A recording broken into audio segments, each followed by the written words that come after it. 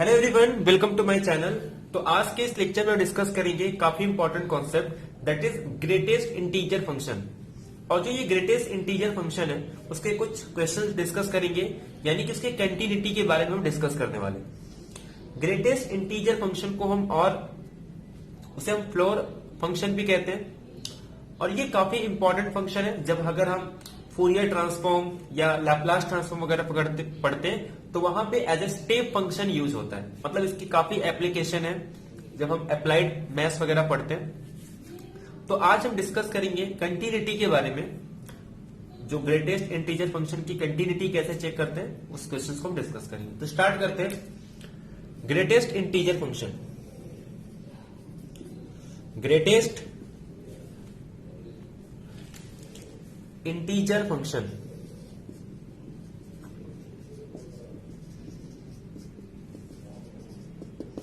अब greatest integer function को हम डिनोट करते हैं इस तरीके से, और इसे हम कहते हैं फ्लोर फंक्शन। एक ऐसे और एक फंक्शन होता है जैसे हम कहते हैं स्मॉलेस्ट इंटीजर फंक्शन, जिसे हम ऐसे डिनोट करते हैं, और इसे हम कहते हैं सीलिंग फंक्शन। तो ये दो टाइप के फंक्शन होते हैं, इसे हम स्मॉलेस्ट इंटीजर फंक्शन कहते हैं और इसे हम ग्रेटेस्ट इंटीजर फंक्शन कहते हैं। अगर हम ग्रेटेस्ट इंटीजर फंक्शन को डिस्कस करेंगे तो सेम बिहेवियर किसका होगा, सीलिंग फंक्शन का। तो हम आज के लेक्चर्स में डिस्कस करेंगे ग्रेटेस्ट इंटीजर फंक्शन के बारे में। अब ये ग्रेटेस्ट इंटीजर फंक्शन होता क्या, पहले समझ लेते हैं, उसके बाद हम इसका ग्राफ ड्रॉ करेंगे। ग्रेटेस्ट इंटीजर फंक्शन ये कहता है, जैसे कि फॉर एग्जांपल मैं यहां पे 2.1 ले लूं, और क्वेश्चन ये है कि 2.1 का ग्रेटेस्ट इंटीजर फंक्शन क्या होगा। तो ग्रेटेस्ट इंटीजर फंक्शन का डेफिनेशन ये है कि जो भी वैल्यू गिवन है उससे लेस देन ग्रेटेस्ट इंटीजर कौन है, इससे छोटा, 2.1 से छोटा सबसे ग्रेटेस्ट इंटीजर कौन सा है। तो 2.1 से छोटे में, इससे छोटी वैल्यू में सबसे पहले ग्रेटेस्ट इंटीजर क्या आता है, 2। ऐसा है, किसी ने पूछा 2.2 से ग्रेटेस्ट इंटीजर क्या है, तो आंसर क्या आ जाएगा, 2। अगर मैं पूछूं 2.9 से ग्रेटेस्ट इंटीजर क्या होगा, तो इसका आंसर भी 2 आने वाला है। तो मतलब ये कि जो भी नंबर हो उससे छोटा सबसे ग्रेटेस्ट इंटीजर क्या है, तो वो क्या आ रहा है, 2 आ रहा है। फॉर एग्जाम्पल मैं अगर लिखूं 2.98, तो इसका आंसर भी क्या आने वाला है, 2 आने वाला है, क्योंकि इससे छोटा सबसे ग्रेटेस्ट इंटीजर क्या है, 2। इसीलिए हम इसे कहते हैं greatest integer less than x. Greatest integer less than x मतलब एक्स से छोटा हो और सबसे ग्रेटेस्ट इंटीजर हो। ग्रेटेस्ट इंटीजर तो सबसे ग्रेटेस्ट इंटीजर जो कि एक्स से छोटा हो। ऐसे अगर हम स्मॉलेस्ट इंटीजर फंक्शन की बात करें तो वहां पे हम लिखते हैं smallest integer greater than x, मतलब एक्स से बड़ा जो सबसे स्मॉलेस्ट इंटीजर होगा। जैसे 2.1 का अगर हमें फाइंड करना है स्मॉलेस्ट इंटीजर फंक्शन या सीलिंग फंक्शन, तो 2.1 से ग्रेटर में सबसे छोटा इंटीजर कौन सा होगा, थ्रू। तो ऐसे सेम बिहेवियर इसका होगा। तो हमने ये समझा ग्रेटेस्ट इंटीजर फंक्शन। ये तो हो गया डेफिनेशन। अब मैं अगर इसके ग्राफ को प्लॉट करूं, अब ध्यान समझना, ग्रेटेस्ट इंटीजर के ग्राफ को अगर मैं प्लॉट करता हूं, जैसे मान लो ये मेरे पास एक ग्राफ, और मुझे ग्रेटेस्ट इंटीजर फंक्शन के ग्राफ को प्लॉट करना है। और एक चीज, जैसे फॉर एग्जांपल अगर किसी ने पूछा 2 का ग्रेटेस्ट इंटीजर क्या होगा, तो 2 का ग्रेटेस्ट इंटीजर अब इससे छोटा या इसके इक्वल भी, लेस देन इक्वल होता है, sorry less than is equal to. अब less than is equal to में तो 2 खुद नंबर आ जा रहा है, तो यानी कि 2 होगा। यानी कि इंटीजर का आंसर हमेशा वही होता है। तो अगर मैं 0 पे ध्यान दूं तो 0 का ग्रेटेस्ट इंटीजर फंक्शन क्या होगा, 0। 0.1 का क्या होगा, 0। 0.2 का क्या होगा, 0। यानी कि 0.9999 तक उसके आंसर क्या होगी, 1। लेकिन जैसे ही 0.1 आएगा उस पर वैल्यू क्या आ जाएगी, 1। मतलब यहां से ओपन, यहां से क्लोज, यहां से ओपन। जैसे 1 से 2 जाऊंगा तो ये देखो, ये यहां से क्लोज, बट जैसे ही आंसर ये 2 पे आएगा उसकी वैल्यू उड़ के कहां चली जाएगी, 2 पे। तो ये हमारा देखो इस तरीके से कुछ ग्राफ जाने वाला है। एक साइड से क्लोज, यहां से क्लोज, यहां से ओपन, यहां से क्लोज और यहां से ओपन, यह आ जाएगा 3 4 इस तरीके से। अब अगर मैं इसके पहले बात करूं माइनस पे, -1 -2, अब अगर इसके बीच में होगा, जैसे देखो यहां से क्लोज तो इसके बाद ये वाले ऐसे आ जाएगी, यहां पे ओपन, जैसे ही 0 आता है, 0 से कम में उसकी वैल्यू क्या होती है -1, बट जैसे ही 0 आएगा उसकी वैल्यू क्या हो जाएगी 0, और फिर 0 से लेकर 0.9 तक 1। तो ये इस तरीके का हमारा कुछ ग्राफ होने वाला है। तो ये हमारा ग्रेटेस्ट इंटीजर फंक्शन का ग्राफ है। ऐसे हम प्लॉट कर सकते हैं किसका ग्राफ, स्मॉलेस्ट इंटीजर फंक्शन का। अब ये तो हो गया हमारा ग्राफ। पहले हमने समझा डेफिनेशन क्या होता है ग्रेटेस्ट इंटीजर फंक्शन का। नेक्स्ट हमने डिस्कस किया कि इसकी ग्राफ को कैसे प्लॉट करते हैं। अब सबसे इंपॉर्टेंट है कि हम कंटिन्यूटी कैसे चेक करते हैं। अब ध्यान से देखो, ये जो फंक्शन है यहां से लेके यहां तक कंटिन्यूअस है, यहां से लेके यहां तक की कंटिन्यूअस है, यहां से लेके यहां तक की कंटिन्यूअस है, यहां से लेके यहां तक की कंटिन्यूअस है।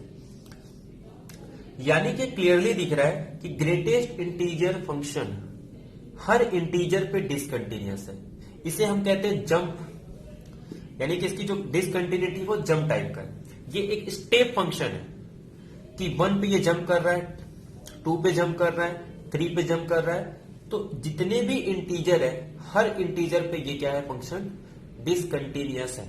तो this is the function which is discontinuous at every integer point. और ये एक ऐसा एग्जांपल है जहां पे ये फंक्शन इंक्रीजिंग भी है, देखा जाए तो इंक्रीजिंग फंक्शन है। और दूसरी बात, ये फंक्शन काउंटेबली मेनी पॉइंट पे डिसकंटिन्यूअस है।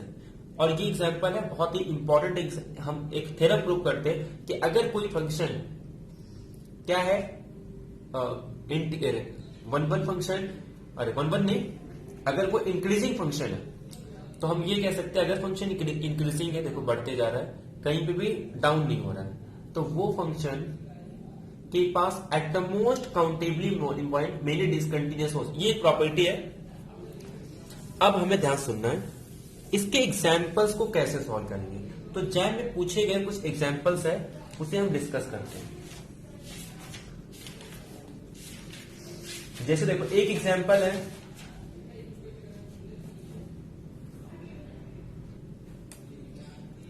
एक फंक्शन गिवन है f of x is equal to sine minus x square divided by minus x square, और ये अल्फा पूछा है, x इज नॉन जीरो और x इज इक्वल टू 0। देखो ये हमारे पास एक फंक्शन हो गया। अब क्वेश्चन ये है कि ये जो f है सपोज कंटिन्यूअस फंक्शन है, f क्या है कंटिन्यूअस फंक्शन है, तो देन अल्फा की वैल्यू क्या होगी ये हमें कैलकुलेट करना है। अल्फा की वैल्यू क्या होगी अगर ये फंक्शन कंटिन्यूअस है। अब ध्यान से देखो, यहां पे ये जो इस फंक्शन को हम इस तरीके से भी लिखते हैं, देखो ये या ऐसे लिखते हैं या फिर इस तरीके से, ये दोनों ही क्या होता है ग्रेटेस्ट इंटीजर फंक्शन होता है। ये इसका नोटेशन है, हम ऐसे भी यूज करते हैं और इस टाइप से भी यूज करते हैं, ठीक है। अब थोड़ा ध्यान सुनो, ये जो फंक्शन है वो कंटिन्यूअस है, तो देन अल्फा की वैल्यू निकाली। फंक्शन क्या दिया है sine greatest integer function of minus x square divided by minus x square. तो एक काम करते हैं, इसका कंटिन्यूटी चेक करते हैं। तो पहले रिकॉल करते हैं कि कंटिन्यूटी फंक्शन का डेफिनेशन क्या होता है। मान लो किसी भी पॉइंट पे हमें लिमिट चेक करना है, तो एक बार हम लेफ्ट साइड से अप्रोच करते हैं, एक बार राइट साइड से अप्रोच करते हैं। जब राइट साइड से अप्रोच करेंगे पॉजिटिव, लेफ्ट साइड से अप्रोच करेंगे तो निगेटिव। तो दोनों की लिमिट भी इक्वल होनी चाहिए, और उसकी लिमिट वैल्यू किसके इक्वल होनी चाहिए उसके फंक्शनल वैल्यू के इक्वल। यानी कि left hand limit is equal to right hand limit, और वो किसके इक्वल होना चाहिए उसके limit x tending to a negative f of x is equal to limit x tending to a positive f of x is equal to f of x. ये हमारे function का continuity का डेफिनेशन है। तो अब हम चेक करते हैं कि इसका लेफ्ट हैंड डेरिवेटिव, इसका राइट हैंड डेरिवेटिव किसके इक्वल आना चाहिए अल्फा के इक्वल आना चाहिए। तो समझते हैं लिमिट कैसे निकालते हैं, ठीक है। तो हमें क्या प्रूव करना है कि left hand limit right hand limit equal होनी चाहिए, और वो जो वैल्यू होगी वही हमारा अल्फा का वैल्यू हो जाएगा। तो हम लेते हैं पहले लेफ्ट हैंड लिमिट। अब लेफ्ट हैंड लिमिट क्या हो जाएगा हमारे पास, left hand limit that is limit x tending to from negative side F of X. अब अगर मैं एफ ऑफ एक्स को ध्यान से देखूं तो ये मेरे पास है sine greatest integer function of minus x square upon greatest integer function of minus x square. ऐसे अगर मैं राइट हैंड साइड की बात करूं या फिर right hand limit x tending to from positive side of f of x is equal to from positive side. याद रखो अभी तक हमने यहां पे लिमिट अप्लाई नहीं किया है, अब हम यहां पे लिमिट अप्लाई करना चाहते हैं। थोड़ा मैं ग्राफिकल समझाऊंगा, अब यहां थोड़ा ध्यान दो। जीरो को मैं निगेटिव साइड से अप्रोच कर रहा हूं, निगेटिव साइड से अप्रोच कर रहा हूं मतलब जीरो यहां पे है, इस निगेटिव साइड से मैं जीरो को अप्रोच कर रहा हूं। थोड़ा ध्यान समझना, एक पॉइंट लेके चेक करते हैं। जैसे कि मैंने मान लो एक्स के प्लेस पे -0.1 ले लिया, तो निगेटिव साइड में जीरो से निगेटिव साइड में तो लेफ्ट साइड में तो निगेटिव होगा, लेकिन अगर मैं इसका स्क्वायर ले लूं तो ये मेरे पास वैल्यू आ जाएगी 0.01। क्यों, चाहे -1 हो चाहे +1, अगर उसका स्क्वायर लेंगे तो प्लस आएगा। ऐसे ही 0.1 -0.1 का स्क्वायर लेंगे तो आंसर कितना आएगा 0.01। अब ये हो गया एक्स स्क्वायर, अब उसमें निगेटिव अप्लाई करना है, मतलब ये वैल्यू हो गई माइनस। तो अगर वैल्यू माइनस जीरो के माइनस साइड में है, इसका मतलब ये कि उसका स्क्वायर करने पे स्क्वायर करने में प्लस हो गया, बट फिर से निगेटिव अप्लाई करेंगे तो निगेटिव साइड में, और जीरो के थोड़े निगेटिव साइड में अगर आ गया, इसका मतलब उसका ग्रेटेस्ट इंटीजर फंक्शन की वैल्यू क्या आ जाएगी -1। हमने यही तो देखा था डेफिनेशन में। डेफिनेशन में क्या था कि अगर वो जीरो से थोड़े साइड भी चले गया तो उससे स्मॉलेस्ट जो भी ग्रेटेस्ट इंटीजर होगा वही उसकी वैल्यू होगी। मतलब ये कि ये जो ग्रेटेस्ट इंटीजर फंक्शन दिख रहा है, इस पूरे की वैल्यू आ जाएगी जब हम लिमिट अप्लाई करेंगे, लिमिट ग्रेटेस्ट इंटीजर का डेफिनेशन अप्लाई करेंगे फ्रॉम जीरो साइड, तो ये हमारे पास आ जाएगा साइन -1, यहां पे भी -1। अब क्योंकि साइन ऑड फंक्शन है तो साइन -1 की वैल्यू क्या हो जाएगी -1 इंटू साइन 1, तो माइनस माइनस कैंसर, सिंपल आ जाएगा साइन 1। अब पॉजिटिव साइड से देखते हैं। पॉजिटिव साइड में अगर मैं 0.1 लू, मतलब अगर ग्राफिकल देखूं तो जीरो को अब मैं राइट साइड से अप्रोच करूंगा। एक्स की वैल्यू कहां से अप्रोच करेगी, फ्रॉम पॉजिटिव साइड से। अब ये ऑलरेडी पॉजिटिव है, स्क्वायर करने पे पॉजिटिव, तो जब हम निगेटिव अप्लाई करेंगे तो वो निगेटिव साइड में आ जाएगा, और निगेटिव साइड का ग्रेटेस्ट इंटीजर फंक्शन क्या हो जाएगा -1। मतलब यहां पे भी हमारे पास वैल्यू आ रही है साइन -1 और ये -1, यानी कि ये भी आंसर आ जाएगा साइन 1। अब क्योंकि left hand limit is equal to right hand limit है, left hand limit is equal to right hand limit, और ये किसके इक्वल आ रहा है, साइन 1 के इक्वल आ रहा है। तो left hand limit right hand limit sine 1 equal, तो ये किसके इक्वल हो जाएगा अल्फा, जो कि एफ की फंक्शनल वैल्यू है एट अ पॉइंट 0। एफ की फंक्शनल वैल्यू 0 पे alpha which is equal to sine 1, क्योंकि फंक्शन कैसा गिवन है, कंटिन्यूअस दिया गया है at x is equal to 0। तो सिंपल लैंग्वेज हमने समझा कि कैसे हम चेक कर सकते किसी भी फंक्शन का कंटिन्यूटी अगर वो एक ग्रेटेस्ट इंटीजर फंक्शन है। तो बहुत ही सिंपल क्वेश्चन होता है ग्रेटेस्ट इंटीजर फंक्शन का, बल्कि मैं तो ये कहूं बाकी सारे फंक्शन से और इजी हो जाता है, क्योंकि वो एक ग्रेटेस्ट हमेशा इंटीजर वैल्यू देता है। तो ये हो गया कंटिन्यूटी। एक्चुअली मुझे कंटिन्यूटी बताना था, मैं एक बहुत ही अच्छा एग्जाम्पल, क्योंकि कल जैम का पेपर होने वाला है, तो मैं आपको अगर इंटीग्रेशन के क्वेश्चन इससे रिलेटेड आते हैं, जैसा कि जैम में एक क्वेश्चन पूछा गया था, आई थिंक 2016 या 17 में पूछा गया था, आप चेक कर सकते हो। एक क्वेश्चन था, शायद ट्रिपल इंटीग्रल दी गई हुई थी, और फंक्शन था x plus y plus z, जिसमें ये भी 0 to 1 जा रहा, ये भी 0 to 1 जा रहा, ये भी 0 to 1 जा रहा, कुछ इस टाइप का फंक्शन था, और ग्रेटेस्ट इंटीजर फंक्शन दिया हुआ था। अब बड़े ध्यान से समझना,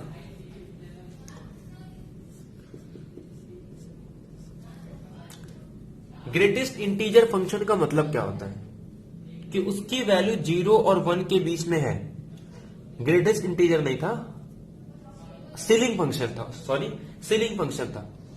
तो x की मैक्सिमम वैल्यू कितनी होगी? तो 0 और 1 के बीच में इससे बड़ा स्मॉलेस्ट इंटीजर क्या होगा? 1। तो पहले की वैल्यू भी 1, सेकेंड की वैल्यू भी 1, थर्ड की वैल्यू भी 1, तो उसका आंसर था 3। एग्जैक्ट क्वेश्चन कुछ इसी तरीके से था 2015 या 16 में। तो सिंपल सा उसका आंसर आ जाएगा 3। मतलब आपको सॉल्व भी नहीं करना था। अगर आपको इंटीजर का डेफिनेशन पता है, ग्रेटेस्ट इंटीजर या फिर स्मॉलेस्ट इंटीजर, एक्चुअली वहां पे ग्रेटेस्ट इंटीजर फंक्शन नहीं था, I think smallest integer function था, और क्वेश्चन में गिवन था 2 या 1 मार्क्स के लिए क्वेश्चन था, बहुत ही अच्छा क्वेश्चन था, 3 उसका आंसर था। ठीक है, तो इस टाइप से हम ग्रेटेस्ट इंटीजर फंक्शन का यूज कर सकते हैं। इंटीग्रल में भी इस टाइप के क्वेश्चंस आते हैं। आपको इंटीग्रल क्वेश्चन दिया होगा और एक इंटीजर फंक्शन दी होगी और उसका इंटीग्रेशन पूछा होगा। आपको क्या करना है? अगर स्मॉलेस्ट पूछा है तो हमेशा ग्रेटेस्ट वैल्यू ले लो, अगर स्मॉलेस्ट पूछा है तो ग्रेटेस्ट इंटीजर फंक्शन पूछा है तो हमेशा लोअर लिमिट लेना और फिर उसके बाद उसका इंटीग्रल कैलकुलेट करना। बहुत ही सिंपल क्वेश्चन होते हैं। तो आई होप आपको ये पूरा वीडियो क्लियर हुआ होगा, और ऑल द बेस्ट सारे स्टूडेंट के लिए जो कल पेपर देने जा रहे हैं। आई होप आप बहुत ही बढ़िया करोगे। एकदम पेशेंट बनाए रखना सबसे इंपॉर्टेंट होता है। जब भी आप किसी कॉम्पिटेटिव एग्जाम देते हो, मैं हमेशा आपको यही बोलता हूं, प्रेजेंस ऑफ माइंड आपका बहुत अच्छा होना चाहिए। ज्यादा स्ट्रेस मत लेना। कल पेपर है, थोड़ा आराम से एकदम आज पूरी नींद पूरी करो और कल एकदम फ्रेश माइंड से पेपर लिखना। तो सभी को ऑल द बेस्ट। जितने भी कल जैन का पेपर या गेट का पेपर दे रहे, उन सभी स्टूडेंट को ऑल द बेस्ट, और अच्छे से लिखना है, एकदम पेशेंस से। जितने क्वेश्चन आते हैं पहले इजी क्वेश्चंस को अटेम्प्ट करो और अपना बेस्ट दो। Thank you very much to all of you.